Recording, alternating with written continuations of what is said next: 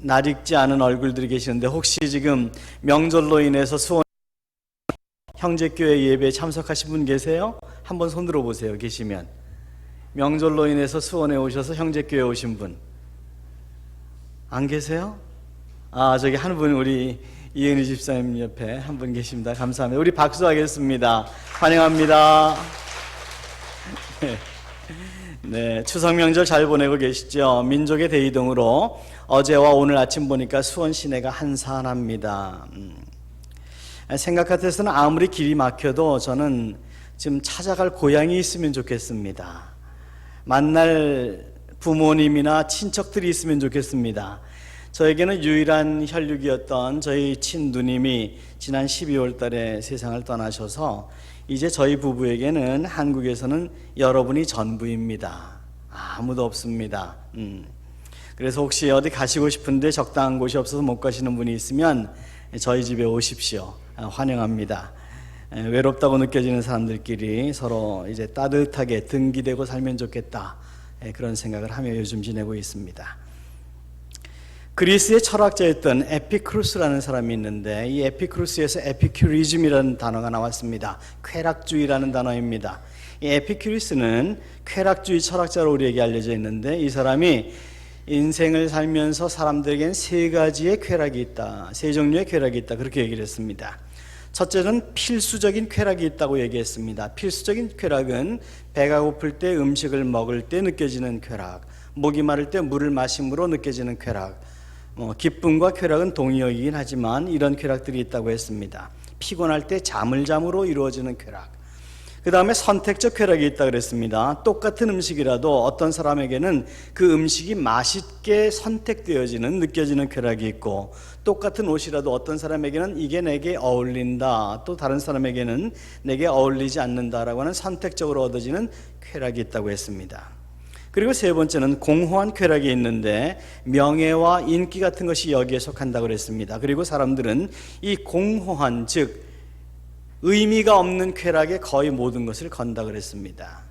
명예와 인기 같은 거 얻으려고 많이 노력을 하지요. 그런데 막상 얻었을 때보다 그것이 속히 지나가게 될 때에 얻어지는 박탈감과 상실감이 더 크기 때문에 얻은 것보다 잃은 것이 더 많다. 그럼에도 불구하고 이러한 공허한 쾌락을 사람들은 끊임없이 추구한다고 지적을 했습니다.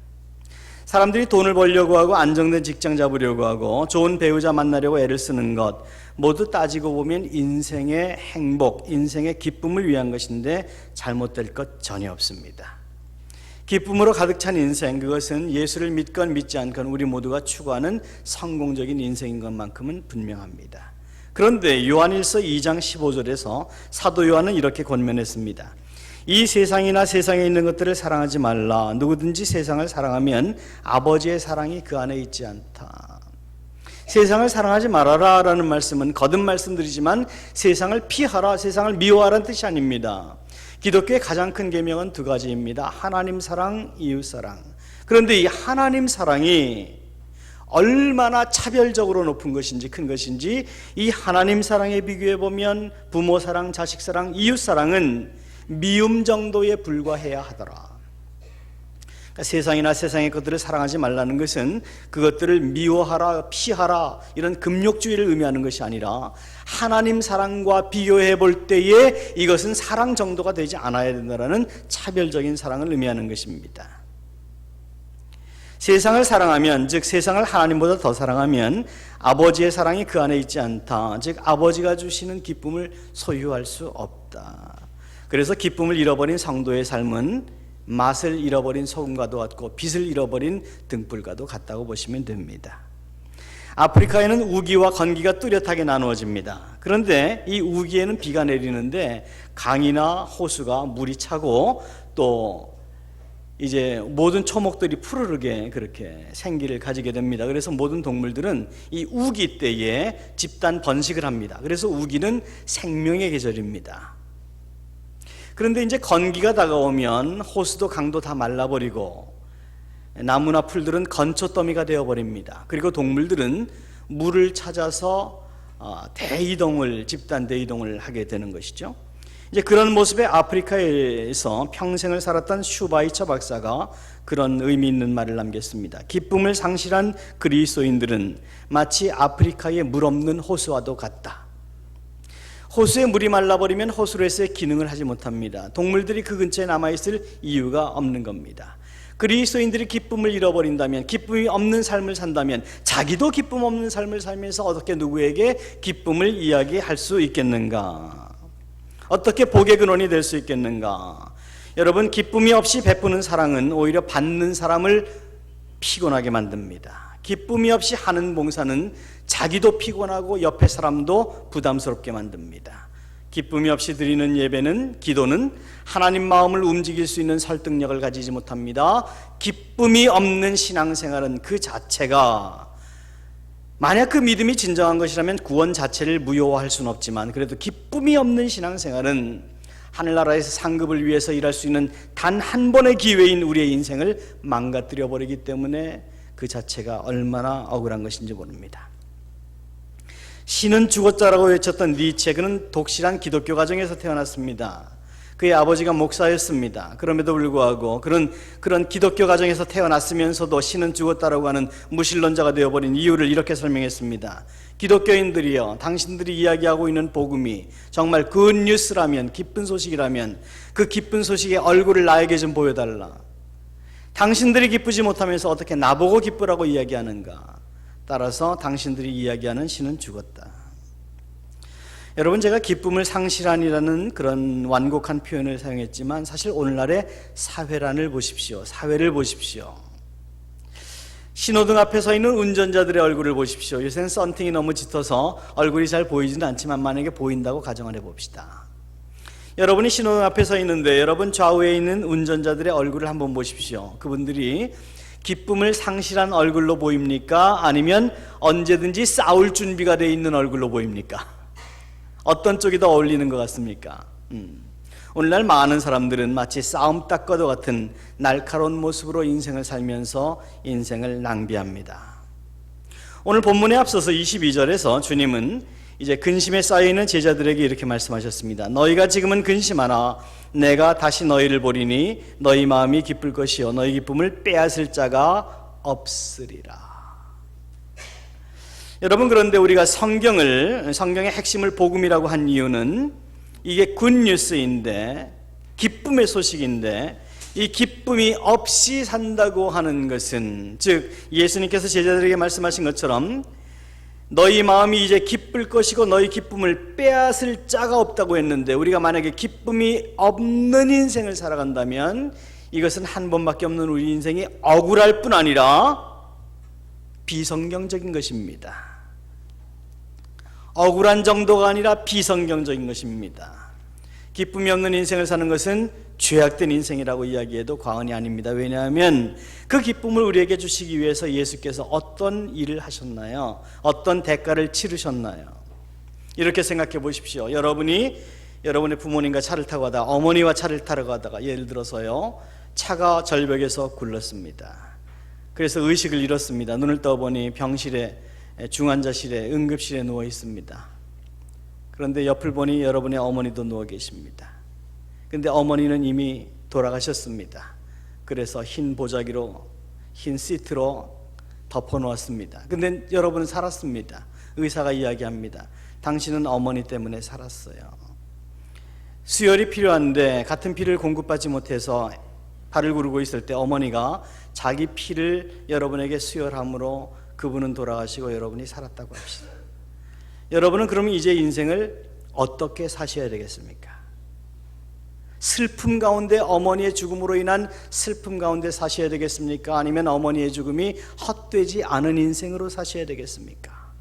예수께서 십자가에 죽으심은 우리에게 누구도 줄 수도 없고 빼앗을 수도 없는 기쁨을 주시기 위해서라고 했습니다. 그런데 만약에 우리가 이 기쁨을 소유하지 못하고 산다면 이것은 얼마나 억울한 일이고 또한 얼마나 비성경적인 일일까요? 그런데 오늘 본문은 주께서 하신 말씀에 대해서 우리가 몇 가지 꼭 기억하고 넘어가야 될 부분이 있는데, 이 예수님께서 기쁨에 대해서 말씀하시고 있는 이 시점에 대한 부분입니다. 이 시점은 예수님께서 십자가를 지시기 바로 24시간 안에서 이야기하신 것입니다. 이제 예루살렘에 들어오셨고 곧 잡혀가시게 될 것입니다. 이 모든 것을 다 알고 계셨습니다. 그럼에도 불구하고 이런 상황 속에서 기쁨을 말씀하고 있습니다. 무슨 말씀입니까? 하나님 안에서 하나님이 주시는 기쁨은 여러분의 상황에 상관이 없습니다. 따라서 우리가 인생을 살아가면서 우리의 기쁨이 상황에 의해서 움직이는 기쁨이라면 아직 그 기쁨은 하늘 기쁨은 아니다라고 보시면 됩니다. 세상 사람도 기뻐할 수 있습니다. 그런데 하늘 기쁨은 조금 다릅니다. 상황에 좌우되지 않습니다. 그리고 예수님 자신이 그 가운데에서 기뻐하셨습니다. 사람들은 조그만 걱정거리가 생기면 밤잠을 못 자고 뒤척일 수도 있을 것입니다. 그런데 예수님은 십자가의 고통이 하루 앞에 있지만 그럼에도 불구하고 기쁨의 모습을 말씀하고 계시는 겁니다. 사도 바울도 마찬가지였습니다. 옥중 서신이면서 동시에 기쁨의 서신으로 불려지는 빌립보서 속에서 이렇게 고백했습니다. 만일 너희의 믿음의 재물과 섬김 위에 내가 나를 관제로 드릴지라도 나는 기뻐하고 또 기뻐하리라. 빌립보 교인들을 얼마나 사랑했든지 너희의 믿음이 성장할 수만 있다면 관제는 짐승을 잡아서 제사를 드릴 때에 피를 별도로 받아서 피를 성전 주변에 뿌리는 제사 형태를 관제라고 합니다. 번제는 각을 떤 살덩어리들을 태우는 것을 번제라고 합니다. 그래서 제사 형태에서 가장 처절한 형태의 부분이 관제입니다. 붓는 것입니다. 다시 말해서 빌립보 교인들을 위해서라면, 내가 너희들의 믿음의 성장을 위해서라면 내 인생이 샅샅이 찢어져도 좋다, 내가 완전히 죽어도 좋다라고 하는 그런 모습을 이야기하고 있는 것인데, 왜 그렇습니까? 목적이 있는 죽음이기 때문입니다. 목적이 있는 희생이기 때문입니다. 예수님께서 이제 24시간 이내에 십자가를 지실 것을 아실 때에 인간 예수로서 그것이 어떻게 기쁨이 되겠습니까? 십자가 형틀은 인류 역사상 가장 잔인한 사형법이라는 것은 우리가 잘 알고 있습니다. 그래서 로마인들은 십자가 형틀을 로마인에게는 적용하지 않았습니다. 이방인에게만 적용했습니다.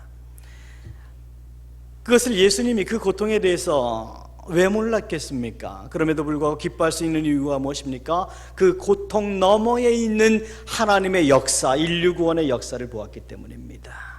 사도 바울이 그 고통 가운데서 내가 나를 관제로 드려도 너희를 위해서라면 기꺼이 하겠다는 의미가 무엇입니까?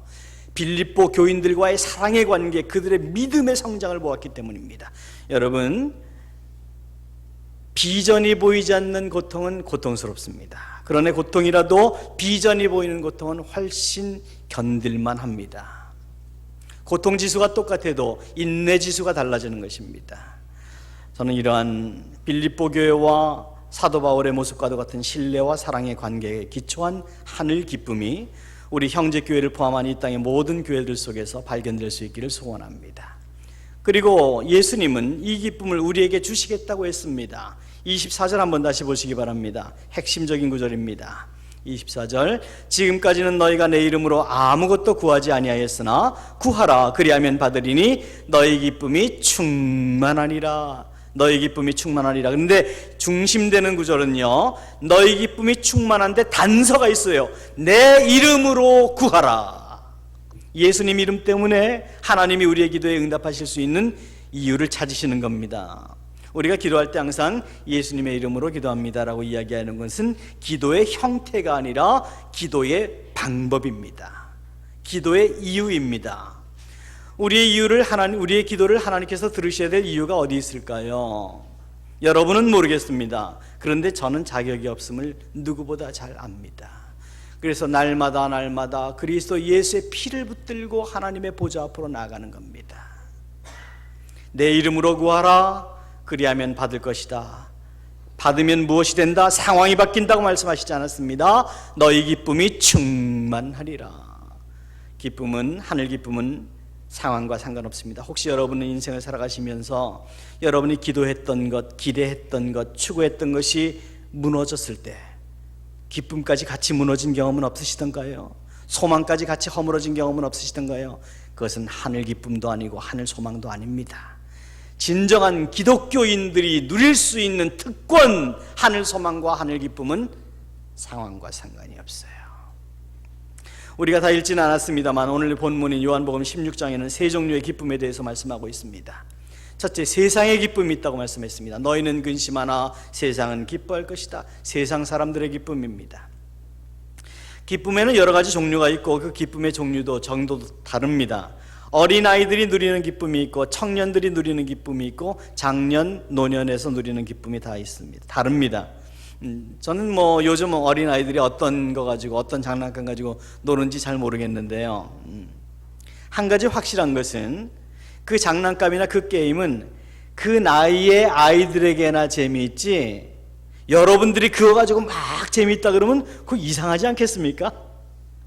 그거 이상한 겁니다. 나이에 따라 다른 겁니다. 재미있게 느끼는 기쁨이 다른 겁니다. 반대로 어른들 놀이를 가지고 애들이 재미있어 한다고 합시다. 그것도 또 이상한 겁니다. 요즘 같은 이제 연휴 때에, 추석 때에, 명절에 친척들이 모이면 뭐 할 거 없나, 텔레비만 보는 것도 그렇고, 우리 그 가서놀이 한번 하자, 외래어로는 고스톱인데요, 한다고 이제 모여서 그것도 하면 또 재밌지 않습니까? 근데요, 그거 한다고 이거 그냥 하면 재미없으니까 1점당 100원 내기 하자. 그래서 100원 내기를 하는데, 옛말에 그런 얘기가 있었어요. 저도 이제 앞으로 사위감 얻을 때 그거 한번 해보려고 합니다. 사위감 얻을 때는 노름 한번 시켜봐. 그러면 성격 나와. 어느 정도 맞는 것 같아요. 그런데 어떤 사람들은 그 점당 100원 커봤자 몇천 원밖에 안 되는데도 그 승부욕 때문에 그런 것만 패만 한 번 잡으면 눈이 시뻘개지는 그런 분들이 가끔 계시죠. 그런데 그것까진 괜찮아요. 어른이니까. 근데 만약에 여러분의 초등학교 다니는 아이들이, 손자 손녀가 그 판에 앉아서 이러고 눈이 시뻘개져 있다고 생각해 보십시다. 이거 어떻게 보이시겠습니까? 이상하지 않겠습니까? 예, 아이들의 기쁨이 따로 있고 어른들의 기쁨이 따로 있는 겁니다. 혹시 이제 자녀들이 출가하셔서 손자 손녀를 보신 분들이면 제 말씀을 오해하지 마시고 잘 귀담아 들으십시오. 저는요, 나중에 아이들이 출가를 해도 니네끼리 따로 놀아, 엄마 아빠는 엄마 아빠끼리 따로 놀 거야, 그럴 거예요. 왜냐하면 그 아이들과 같이 있을 때 그 아이들이 느끼는, 그리고 그 아이들이 재미있어하는 음악도 영화도 게임도 종류도 다 달라요. 같이 있으면 나는 흐뭇하겠지만 애들은 어떨까요? 예, 따로 놀 줄 알아야 됩니다. 그게 그게 이제 효도고, 그게 어쩌면 사랑일지 모르겠어요. 자, 육에 속한 사람과 영에 속한 사람은 어떨까요? 육에 속한 사람은 육에 속한 것으로 기쁨을 누립니다. 영에 속한 사람은 영에 속한 것으로 기쁨을 누립니다. 저는 우리 교회를 볼 때 참 감사한 게 효자 효녀들이 정말 많아요. 이렇게 보면 너무 많아요. 저는 그런 모습을 볼 때마다 마음이 아려요. 왜냐하면 제가 부모님에게 효도할 기회를 가지지 못했기 때문이에요. 아버님은 고등학교 1학년 때 돌아가시고 어머니는 결혼한 지 꼭 보름 만에 돌아가셨습니다. 효도할 기회를 놓쳤어요. 그래서 누구에게 효도하라는 말을 할 자격을 제가 가지질 못해요. 나도 할 기회가 없었으니까. 근데 그것만큼 소중한 것이 없다고 생각해요. 제가 저희 아이들에게 요구하진 않지만 이 세상에 그것보다 소중한 것은 없다고 생각합니다. 그래서 하나님께서도 내 부모를 공경하라라는 것이 10계명 중에 하나로 넣을 만큼 소중한 것이에요. 육에 속한 것은 그러나 육에 속한 것에서 기쁨을 찾고, 영에 속한 사람은 영에 속한 것에서 기쁨을 찾습니다. 여러분은 여러분 스스로를 어떻게 평가하십니까? 육에 속한 기쁨보다는 영에 속한 기쁨을 추구하셔야 됩니다. 거기에 비중을 두셔야만 합니다. 그것이 이제 세상에 속한 기쁨이 있는데, 두 번째는 보통 사람들의 기쁨이 있습니다. 보통 사람들의 기쁨은요, 무엇을 소유할 때 얻어지는 기쁨입니다. 사람은 누구나 무엇을 소유할 때 기쁨을 얻습니다. 원하던 자동차를 샀거나, 원하던 어떤 물건을 샀거나, 원하던 사람을 얻었거나, 원하던 직장에 들어갔거나, 원하던 것을 얻기 위해서 수고도 하고 고통도 감수합니다. 21절에서 주님은 오늘 이렇게 말씀하셨습니다. 여자가 해산하게 되면 그때가 이르렀으므로 근심하나 아기를 낳으면 세상에 사람 난 기쁨으로 말미암아 그 고통을 다시 기억하지 아니하리라. 임산부가 해산할 때가 되면 얼마나 걱정이 많겠습니까? 아기가 거꾸로 서지는 않을까? 건강한 아이가 나을까? 옛날에 아기 처음 날 때 너무 힘들었는데 이번에도 똑같은 고통을 느껴야 되니 얼마나 두렵겠습니까? 그럼에도 불구하고 해산한 다음의 기쁨을 알기 때문에 그 어려움을, 고통을 이기는 겁니다. 자, 지금 여러분 삶에 어려움이 있을 수도 있겠습니다. 그런데 만약에 앞서 말씀드린 것처럼 여러분이 그 어려움 너머의 하나님의 계획을 보지 못하면 여러분은 어려움으로 여러분의 인생을 낭비할 수도 있습니다. 그런데 하나님을 사랑하는 자, 곧 그 뜻대로 부르심을 입은 자들에게는 모든 것이 합력하여 선을 이룬다고 말씀하신 로마서 8장의 말씀처럼 이 모든 것 속에는 우리의 실수도 실패도 고통도 환난도 다 들어가 있는데, 이 모든 것이 합력하여 선을 이룬다고 하신 이 하나님의 말씀을 믿는다면 나는 내 지금 상태에 대해서 불만하지 않을 수 있습니다. 힘들지만 이길 수 있습니다. 합력하여 선을 이루실 하나님을 믿기 때문입니다. 보통 사람들은 소유를 통해서 기쁨을 얻습니다. 돈 많이 소유하면 많은 기쁨을 누립니다. 적게 소유하면 적은 기쁨을 누립니다. 그런데 중요한 것은 그 기쁨을 누려도 그 누린 기쁨이 상실되면 잃어버리는 박탈감과 상실감이 그 기쁨을 얻을 때보다 항상 더 크다는 겁니다. 사람을 한번 생각해 보세요. 여러분 이제까지 살아오시면서 사람에게 상처받으신 기억들이 아마 크게건 적게건 있을 수 있는데요, 어떨 때 상처받던가요? 어떨 때 더 크던가요? 그 아픔이 믿었던 사람이면 믿었던 사람일수록 상처가 더 큽니다. 그렇죠? 그러나 기대하지 않았던 사람에게서는 배신을 당해도 별로 상처가 크지 않습니다. 우리가 추구한 것을 얻었을 때 기쁨보다는 그것이 나를 배신할 때 잃어버리는 상실감과 박탈감과 아픔은 더 큰 것입니다. 그래서 세상의 기쁨은 기대할 만한 것이 되지 못합니다. 그리고 세 번째, 신령한 기쁨이 있다고 했습니다. 22절입니다. 너희 기쁨을 빼앗을 자가 없느니라. 어떤 상황에도 빼앗기지 않을 수 있는 기쁨, 이것이 바로 그리스도인들이 추구해야 될 기쁨입니다. 세상에서 누리는 기쁨은 환경이 조금만 달라져도 사라지고 기분이 조금만 언짢아도 사라집니다. 그런데 진정한 신령한 기쁨은 상황과 상관없습니다. 또 신령한 기쁨은 우리의 모든 문제를 덮고도 남음이 있을 수 있는 만큼 큰 것입니다. 지금은 너희가 아무것도 내 이름으로 구하지 아니하였으나 구하라 그리하면 받으리니 너희 기쁨이 어떻게 되리라? 충만하리라. 이 충만이라는 것은 우리의 모든 문제를 덮고도 남음이 있을 수 있는 기쁨을 얘기하는 겁니다. 기쁨에도 분량이 있습니다. 충만하여 넘치는 기쁨도 있고 겨우겨우 누리는 작은 기쁨도 있습니다. 지금 예수님이 말씀하신 상황을 생각해 보십시오. 기쁨을 이야기할 수 있는 상황이 아닙니다. 사랑했던 제자 가룟 유다가 자기를 팔았습니다. 가장 믿을 수 있겠다고 생각했던 제자 베드로는 큰 목소리로 하나님의 이름으로 예수님을 3번이나 부인하는 목소리를 바로 곁에서 주님이 들으셨습니다. 그리고 다른 모든 제자들도 자기를 버리고 떠나버린 상황, 그런 상황에서도 주님은 기뻐하셨습니다. 말하자면 가장 슬퍼하고 가장 절망하고 가장 고통스러워야 될 그 시간에 기뻐하셨습니다. 이것이 어떻게 가능했는가? 하늘 기쁨이었기 때문에 가능했던 겁니다. 저는 여러분이 정말 예수 믿으면서 이 시간에 왜 이곳에 계십니까? 예수 믿으면서 그 은혜 가운데 살기를 원하기 때문이 아닙니까? 은혜가 무엇입니까? 하늘 기쁨입니다.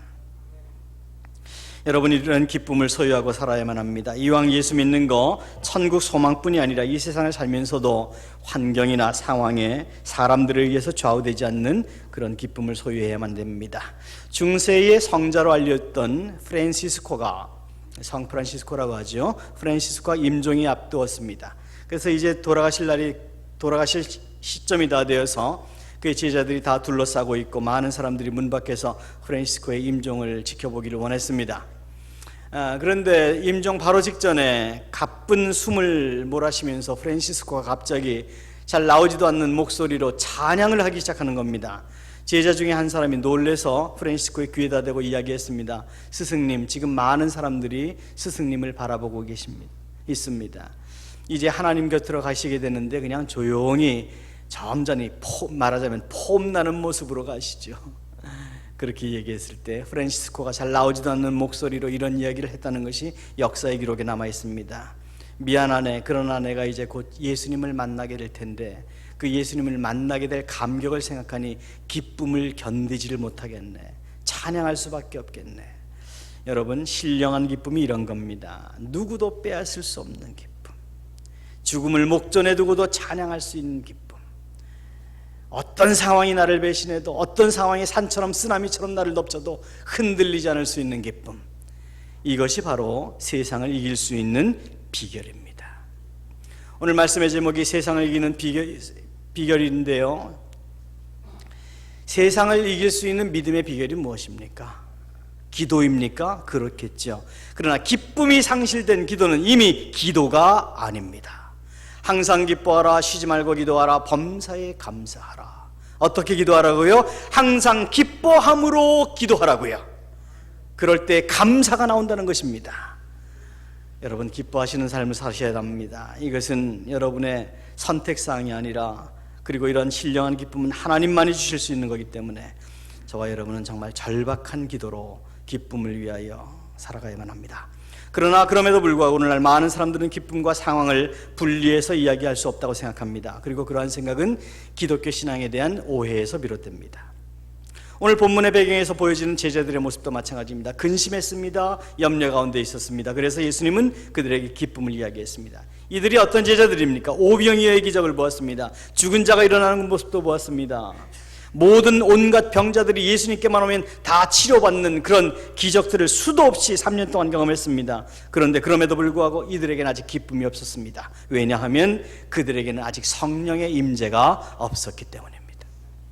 그런데 사도행전 4장으로 가면 아주 똑같은 사람들이지만 다른 모습을 보여줍니다. 성령이 임재했기 때문에. 그들은 예수님 편에 서 있다는 것 하나만으로 환난과 핍박을 받았습니다. 그런데 그들은 그 고통 때문에 억울하지도 않았고 불평하지도 않았고 슬퍼하지도 않았습니다. 왜냐하면 그 고통 이후에 남아있는 하늘나라에 대한 소망을 보았기 때문입니다. 그 자기들의 고통을 통해서 주께서 이루실 그 계획을 보았기 때문입니다. 볼지어다 내가 세상 끝날까지 너희와 함께 있으리라. 예수님께서 그들을 통해서 이루실 계획을 알았기 때문에 그들의 고통이 무의미하지 않다는 것을 알았기 때문에 갈등하지 않을 수 있었습니다. 여러분, 예수 믿는다고 해서 세상 일이 다 잘 풀리는 거 아닐 수 있습니다. 예수를 믿어도 눈물 흘릴 일이 있을 수 있습니다. 아니, 사실 어쩌면 예수를 믿을 때에만 진정으로 눈물 흘릴 수 있습니다. 내가 정말 이렇게 살아도 되는가? 진정한 눈물은 예수를 믿을 때에만 흘릴 수 있습니다. 인생이 얼마나 짧은지, 내가 지금 하나님 앞에 설 날이 속히 올 텐데 그날을 내가 정말 이렇게 살아도 될 것인지.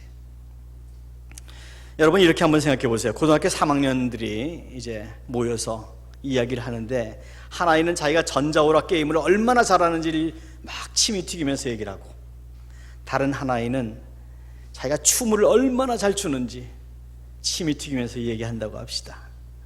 이게 얘기가 됩니까? 물론 자기의 특기를 살려서 그쪽 방향으로 나가면 될 수도 있겠습니다만, 고3은 해야 될 일이 따로 있습니다. 공부하는 겁니다. 앞으로 다가올 모의고사에서 어떤 성적을 받을 것인가? 자기에게 주어진 그 시간에 그 자리에서 꽃을 피우는 겁니다. 그런데 그 나이의 아이에게는 어떤 춤이라든지 전자오락 이런 것들이 자랑이 될 수도 있습니다. 왜냐하면 그 아이들이 그때는 거기까지밖에는 모르니까. 나중에 후회하겠지만 저와 여러분도 마찬가지예요. 우리 많은 사람들이 이와 같이 아마추어적이고 어리석은 것에 성령의 인도하심 가운데 있지 않기 때문에 살아갑니다. 그러나 우리는 예수 믿고 성령께서 우리의 주인이 되어 우리를 드라이브 하실 때 우린 정말 인생의 중요한 것이 무엇인지를 발견할 수 있게 됩니다. 그러므로 하나님의 자녀된 우리에게 정말 중요한 것이 무엇입니까? 자존심도 아니고 세상의 것도 아닙니다. 하나님의 자녀가 이 땅을 어떤 모습으로 살아가야 되는가? 내가 내 배우자에게, 내 자녀에게, 내 부모님에게, 내 이웃에게 어떤 모습으로 하나님의 자녀된 모습을 보여줄 것인가? 우리는 우리를 위해서 이 땅에 보내진 것이 아니라 우리를 제외한 누군가를 위해서 이 땅에 보내진 사람들입니다. 그리고 그들은 우리의 모습을 봅니다.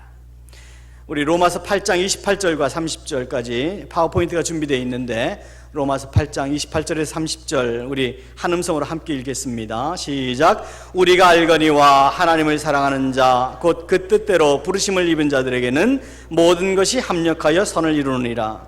하나님이 미리 아신 자들로 또한 그 아들의 형상을 본받게 하기 위하여 미리 정하셨으니 이는 그로 많은 형제 중에서 맏아들이 되게 하려 하심이니라. 또 미리 정하신 그들을 또한 부르시고 부르신 그들을 또한 의롭다 하시고 의롭다 하신 그들을 또한 영화롭게 하였느니라. 여러분, 이 말씀이 좀 길긴 하지만 핵심은 이겁니다. 네 인생 네가 책임 못 져. 하나님이 인도하신다. 하나님이 책임지신다. 그런데 하나님이 책임지시는 너의 인생은 영화로울 것이다. 예, 정말 희망적인 메시지인 것입니다. 하나님이 그분의 뜻대로 우리를 부르셨습니다. 우리를 인도하십니다. 그분의 목적대로 우리를 사용하실 것입니다. 우리의 운명은 우리 손에 있지 않습니다. 세상이 방해할 수도 없습니다. 사람이 살다 보면 항상 후회가 남습니다. 이렇게 했으면 좋았을 걸, 저렇게 했으면 좋았을 걸, 이 사람과 결혼했으면 좋았을 걸, 저 사업은 하지 말았으면 좋았을 걸, 많은 후회들이 남습니다. 그런데 여러분, 후회하는 인생은 비성경적인 인생입니다.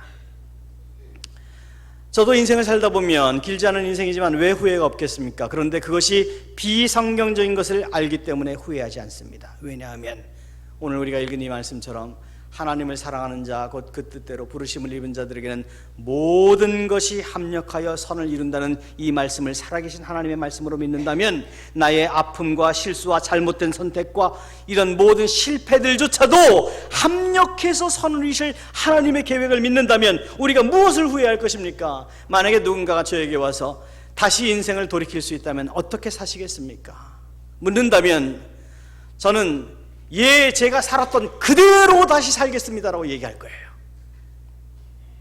만난 사람 그대로 만날 것이고 선택한 직장 그대로 선택할 것이고 투자했던 주식 망했더라도 그대로 투자할 것이고. 왜요?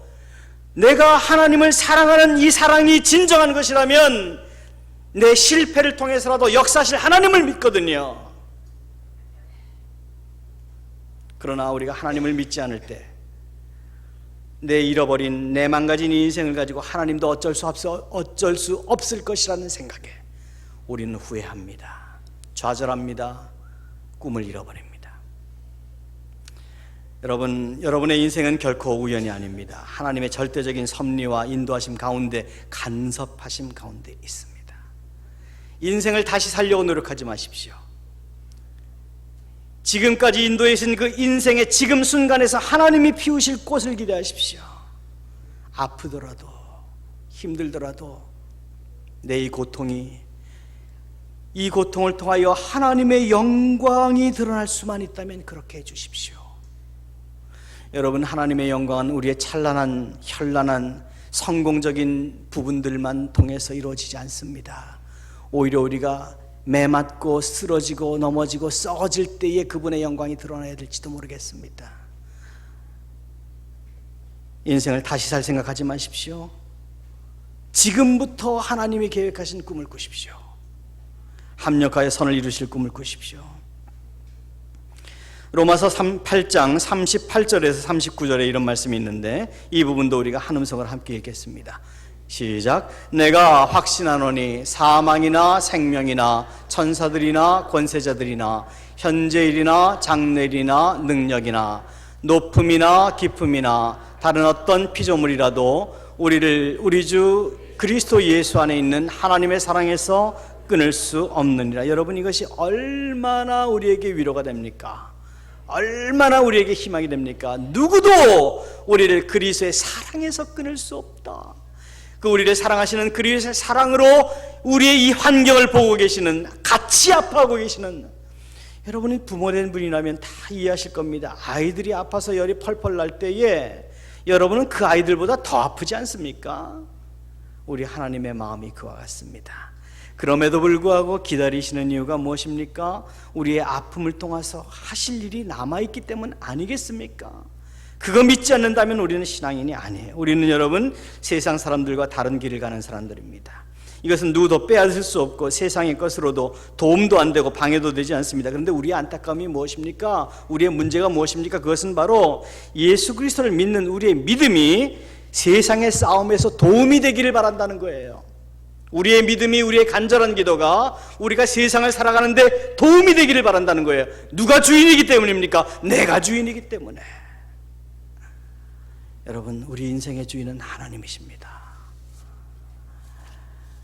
종이 마땅히 명한 대로 하였다고 종에게 살해하겠느냐? 우리는 그리스도의 종입니다. 그리스도의 일꾼입니다. 마땅히 우리에게 맡겨진 인생 살았다고 비록 아프지만 힘들지만 누추할 수도 있지만 그거 열심히 살았다고 우리가 주인에게 살해 요구하겠습니까? 여러분, 우리가 예수를 믿긴 믿지만 목표와 생각 바뀌지 않으면 너희 근심이 변하여 기쁨이 되리라, 너희 기쁨이 충만하리라고 말씀하신 그 충만한 기쁨은 소유하지 못하게 될 것입니다. 여러분이 여러분 인생의 주인이 되는 한 여러분은 결코 기뻐할 수 없을 것입니다. 하나님이 여러분 인생의 주인이 되셔야 합니다. 그래야 하나님은 그분의 기쁨을 여러분 삶에 채워주십니다. 이제 곧 입시철이 다가올 텐데요, 매년 입시철만 되면 기도의 계절이 다가옵니다. 문제가 생기면 기도합니다. 그런데 여름 휴가나 크리스마스나 연말 연시, 요즘처럼 연휴가 되면 별로 기도하지 않습니다. 기도회가 평소에는 바빠서 안 나오지만 연휴 때가 되면 더 바빠서 안 나옵니다. 그게 우리의 모습입니다. 그래서 우리는 기쁨을 상실합니다. 이제 우리는 이와 같은 삶의 형태로부터 변화되어야만 합니다. 고통을 당하고 어려움이 오더라도 모든 것을 합력하여 선을 이루실 하나님을 믿어야만 합니다. 그래서 오늘 본문에서는 지금까지는 너희가 내 이름으로 아무것도 구하지 아니하였으나 그러나 구하라 그리하면 받을 것이다, 너희 기쁨이 충만할 것이다 말씀하십니다. 다시 말해서 우리는 과거에는, 예수를 믿기 전에는 물어볼 필요조차 없는 무의미한 것들을 구하며 살았습니다. 썩어질 세상의 것들을 구하며 살았습니다. 왜냐하면 육에 속했기 때문입니다. 그런데 이제는 하늘의 것을 구하며 삽니다. 육의 것들은 아무리 구해도, 아무리 만족되어도, 만족이란 것은 채워진다는 뜻인데 채워진 것은 조금 있으면 비워집니다. 불만해집니다. 세상의 것은 여러분 인생 절대로 만족하게 살지 못합니다. 상황이 여러분을 배신하게 될 것이기 때문입니다. 그런데 하나님 주시는, 내가 너희에게 주는 기쁨은 세상이 줄 수도 없고 알 수도 없고 빼앗을 수도 없고 방해할 수도 없다고 하신 이 기쁨은 여러분 인생의 주인을 하나님으로 모셔드릴 때만, 인정할 때만 가능한 것임을 잊지 마시길 바랍니다. 영에 속한 기도의 제목으로 여러분의 기도가 채워지게 하십시오. 하늘 기쁨을 절박하게 구하십시오. 그 은혜를 바라두니심으로 이 연휴의 계절에 하나님의 기쁨으로 채워지는 저와 여러분의 삶이 될 수 있기를 예수님의 이름으로 축원합니다.